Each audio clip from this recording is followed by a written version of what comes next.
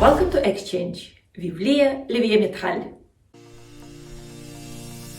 She has a double personality and wears multiple hats, often at the same time. A dancer, a teacher, a historian, an improviser, a writer, a mother, and a wife.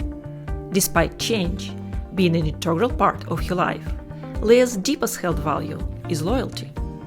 Contradictory, opportunistic, wise, all of the above? Let's listen to Lia's story. Welcome, Lia, and kudos to you. As an improviser, you go on stage without knowing what's going to happen the very next second. What's your secret?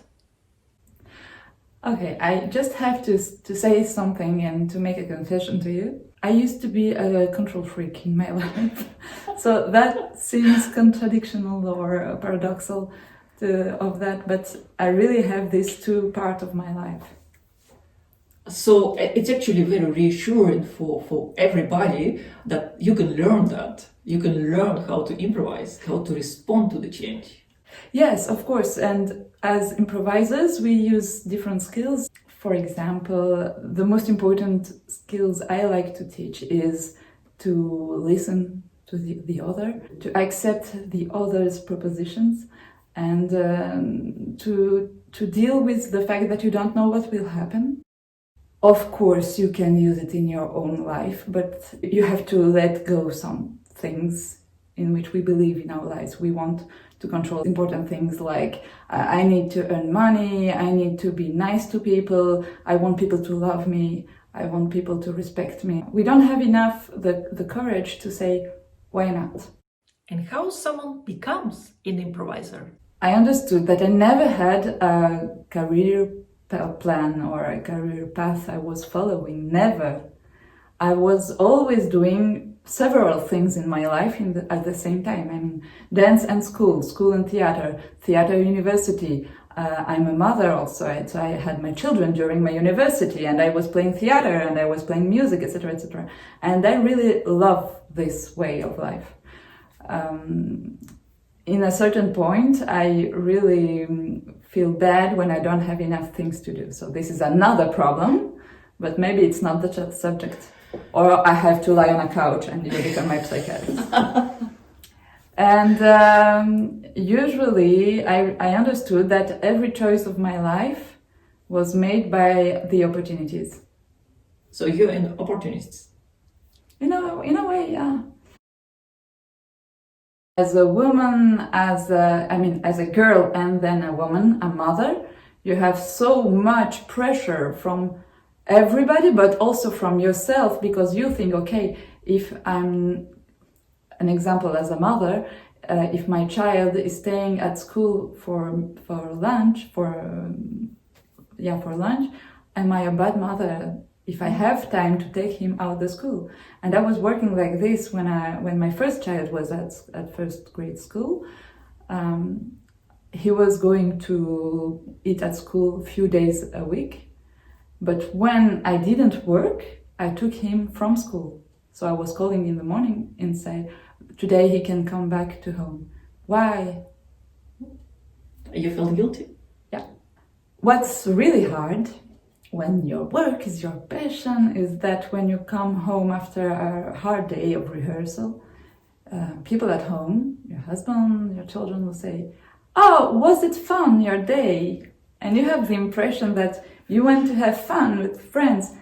And basically, that may be right, but it's also a job. It was the same with teaching improvisation. And at first, I gave my first lessons, but it was before Improvisation. It was a little bit before, and I think, well, okay, this is too easy. What I did, I bought a lot of books. I watched tons of videos. I felt I need to legitimate myself and to suffer a bit and to make something really hard. And like I said, I worked, I deserved it. If I had to do it again, I will try to do it with much more kindness to myself. That's important. You also give improv classes. So I wonder, what's the most common mistake people make when they ask to improvise for the very first time? the most common mistake is to think there can be a mistake. In improvisation, there is no mistakes, it's just not possible. I give you an example. Imagine you have a scene that is played in front of you, you have two persons that plays, and one of the characters is called, for example, Alice. From the beginning of the improvisation, they say, "Hi Alice, how are you today?" And at a moment, another person is entering the improvisation and says to this character Alice, and says, "Hey Judith, I have something very important to say to you." So this is a mistake. Like everybody would think, this is a mistake. Everybody but not improvisers, because there is no mistake. Everything that happens exists. And that's very important. It exists. Even if you don't agree with that, this word, Judith, was pronounced. You cannot unpronounce it. You cannot put it back in the throat of the person that told it. So you have three options, basically. First option, you ignore it. But all the audience heard it. Everybody heard it. And everybody now is uncomfortable. Because everybody says, "Oh wow, it was a mistake, poor guy, he said a mistake." Second option, you underline it. Because you don't want people to see that there is a mistake, and you want to show people that you're smart enough to notify that there was a mistake. And you say something like, "Oh, please, you know my name is Alice." So you can do it on different ways. Some improvisers, unfortunately, do it to make fun of the other and look smarter. Unfortunately, some of them do that. There are very few of them. But also there are people that really want this story to work, and they feel the responsibility for this story, so they took a bigger load on themselves than they have to. And they say, "Oh, I have to do this story to work, so, oh my God, that was a mistake." And still, in these two first examples, there is a mistake. Or, third possibility, you can decide there is no mistake. There are things that happen. I may not agree with them, but there are things that happen. And then you decided it's not a decision you're making in your mind, because it's at that moment, it's just a way of life, a way of thinking. And you decide that everything that will happen in this story is true. So imagine again this scene. You have two characters, one Alice, a third character is entering and say, "Hey Judith." And at that moment, imagine you play Alice. You can say, for example, "Shh, shut up, they don't know who I am." And here you have another story that starts. And something interesting, because everybody heard this Judith. And everybody is waiting. Wait, what will she answer? And in this way, there is I don't know, maybe it's a spy. Maybe it's, I don't know, it's somebody who changed totally its looking and its name, etc. And you can apply this. You can decide to do with all elements you have, even if you don't like them. But you have them, they exist. I mean, elements, it can be the situation, it can be your, I don't know, your health, your, how do you feel? Your work. It may be your work or something that happens. What do you still have to continue to work or to continue to live? And I think it's a beautiful ability. I would like to be like that.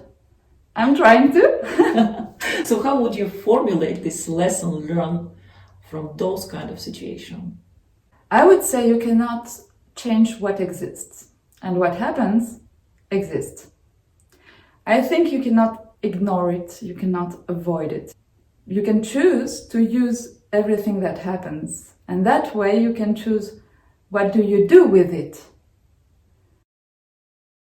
Very interesting. Actually, that's very much applicable also to the management. I guess you can scold somebody for making a mistake and hammer them, or you can say, well, that's interesting, let's see what we can do with that. Yeah, I think that if you have many elements and you don't dislike some of them. The same with this 2020 situation. I hate this situation. I don't like this element on my desk. For me, it was really hard, especially fall. This end of the year was really hard because it's the second time that we close everything.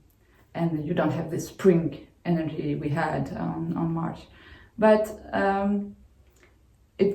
had two choices, either depression, no, really, it's a kind of a nervous breakdown. And in my personality, when I feel that I'm getting down, my first reflex is to give me more things to do, and if possible, really boring and uninteresting things to do, like accounts, or okay, I have to manage things and get busy with something. Get busy, fill your mind with stuff that is legitimate and very important and very strong, hard, something like a hard work.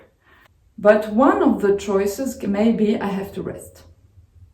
I have all these elements now, at this moment, I don't have any idea of what can I do. And I need some rest. And that's perfectly okay. I'm a good advisor, but I'm not doing what I'm... I'm not a good advisor to myself, but I really think that that's the thing I need to do now, is just to rest and to reset my mind. Because things have changed. Something will come back. But I think that some things have changed forever. What is the best advice you've ever received? I remember another story. I was taking a masterclass of clown art with Vladimir Olshansky, who is a great Russian clown, a depressive clown, a Russian clown. And it was really interesting, and he's a very profound person. And once he told us that he was really, so a few years ago, he was really stressed about one of his projects, a show he was preparing. And he talked to his best friend, and he said, okay, look, I'm trying to hire a great artist and musician, etc., and everything will be get wrong because the theater will close and they will not call us anymore, and I will not have enough money, and that will be a nightmare because this. And his friend, she said, and do you already talk to the theater? No.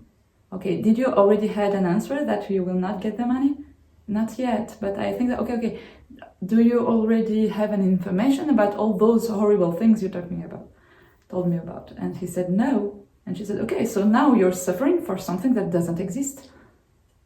And I really like this phrase, because even when you have experience, you can say, okay, this may work, this may not work, because you have an experience and you have a knowledge about things.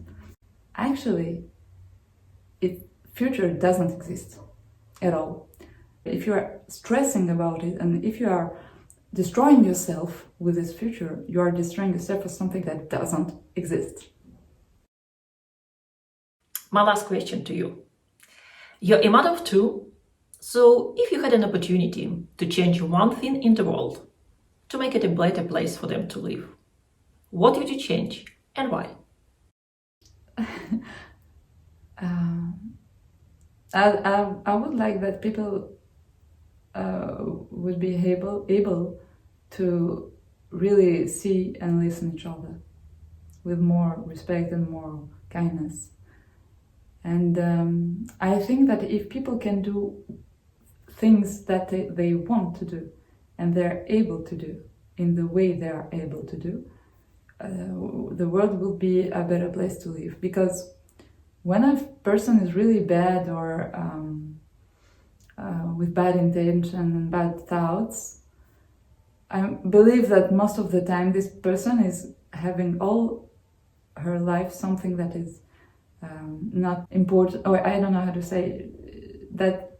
When people are doing something that is harmful, not giving them anything emotionally, intellectually or something, they accumulate anger, and that doesn't help to help others. But just at the first grade, if people were listen to each other, that would be great. Thank you very much, Lia. I wish you a lot of great stories to start in 2021.